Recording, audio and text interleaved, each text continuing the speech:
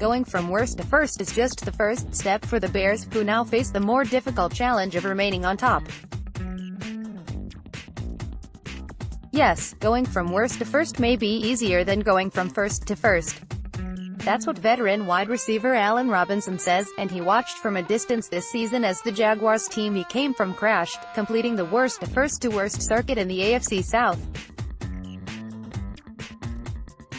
Plenty of factors give the Bears confidence they're just getting started on the kind of sustained run that has eluded them since the Mike Ditka era: a dominating defense, a foundation of young players, an innovative coach and a second-year quarterback they believe is poised for much bigger things in 2019. First to first is harder to do, Robinson said. It's tough because a lot of things vary from season to season. Coming back here next season is going to be twice as hard. There is no way we can expect to end up in the same spot that we left off. It's going to take a lot of work. It's tough to get back to that position. To have success in the league, the better you play, the better you have to play. The NFL sells the idea of parity and brings facts to back it up. In 15 of the last 16 seasons, at least one team has won its division after finishing last or tied for last the year before. Each year since 1990, a span of 29 years, at least 4 new teams have qualified for the playoffs. There were 8 new qualifiers in 2017 and 7 this season. That's a great way to sell hope, but that turnover is precisely why the biggest obstacle is remaining competitive. The Bears and Texans pulled off worst to first moves this season, bringing the number to 25 teams in the last 16 seasons. Of the previous 23 teams, only 6 reached the playoffs the next season. More teams, 6, returned to last place the year after finishing first than defended their division titles, 4. Those are eye-opening figures about the difficulty of being in the playoff mix on a regular basis. There are the Patriots, who have won the AFC East a record 10 consecutive years, and there is everyone else. Besides the Patriots, 12 teams have qualified for the postseason at least 5 times in the last 10 years. The Packers, 8, Seahawks, 7, Steelers, Saints, Chiefs, Colts, Ravens and Bengals, 6 each, Broncos, Falcons, Eagles and Texans, 5 each. The common thread for many of those teams is a franchise quarterback. Because Mitch Trubisky can pick up the same playbook this offseason and not have to go back to ground level, the Bears are confident he can elevate his game. Trubisky showed real signs of growth throughout the season and did a better job of protecting the ball at the end of the season. He was sharp in the fourth quarter of the 16-15 wildcard loss to the Eagles on Sunday at Soldier Field. The moment wasn't too big for him, as it was in a similar position against the Packers in the season opener at Lambeau Field.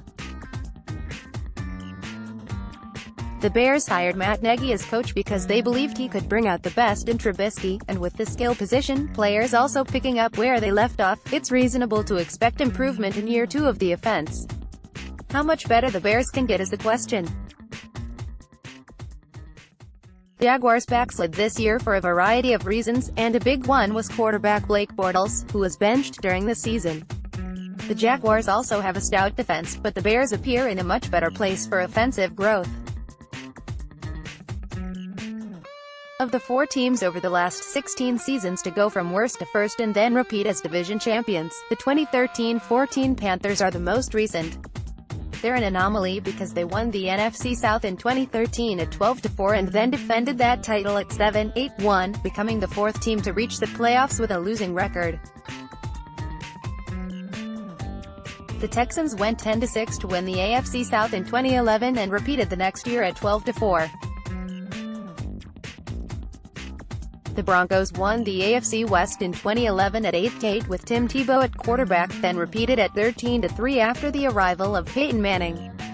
The 4th team to win back-to-back division titles after a last-place finish is the 2005-06 Bears.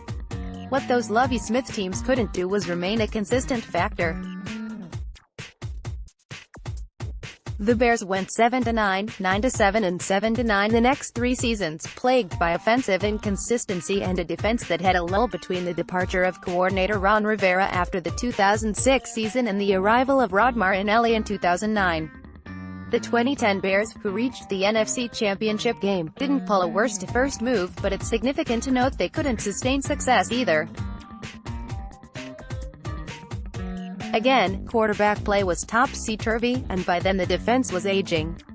What bodes well for the Bears is they have the kind of game-changing talent on defense, with outside linebacker Khalil Mack, defensive lineman Akiem Hicks and Eddie Goldman, cornerback Kyle Fuller, free safety Eddie Jackson and inside linebackers Danny Trevathan and Roquan Smith, that they should adjust nicely to the coordinator change. The offensive line was solid and should get better under Harry Hiestand, one of the better position coaches in the league. Robinson should be better another year removed from ACL injury, and wide receiver Anthony Miller had a promising rookie season. The schedule will be more demanding, but it's impossible to say now, or even when dates are released in April, how it will play out. The salary cap remains in good shape. The Bears had an overdue run of good health in 2018, and that's a wild card every year. The Bears won't sneak up on anyone in 2019, but they also shouldn't fade away. Robinson is right. Finishing first and staying there can be more difficult than you think. Now the Bears have to prove parity will not turn them from this year's darling into next year's outcast.